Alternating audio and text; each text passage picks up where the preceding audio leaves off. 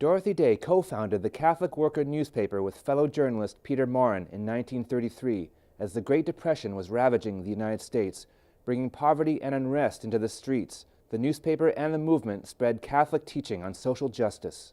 I think the relevance of the Catholic Worker is that within its own houses, it tries to address very simple needs in a very hopefully respectful way toward people in need.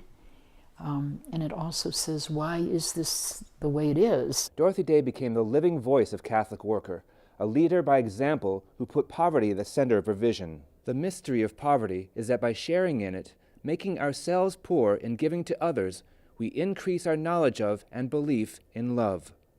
Dorothy Day's uncompromising pacifism during World War II brought widespread disapproval, greatly diminishing her movement's popularity. But in the 60s and 70s, standing shoulder to shoulder with the civil rights movement and the struggle of the American farm workers, Dorothy Day found solidarity with new communities of activists. I think the Catholic Worker does its best to make it simple to do what's right and to allow you to decide for yourself what's right. So I appreciate that. She spent her last days here at Mary House in the East Village, which continues as a Catholic Worker hospitality house. Talk of canonization for Dorothy Day began during her life, to which she famously retorted, "Don't call me a saint." Kate Hennessy believes her grandmother was a saint, but questions the reverence people often express for her. If you admire her, you're not paying attention.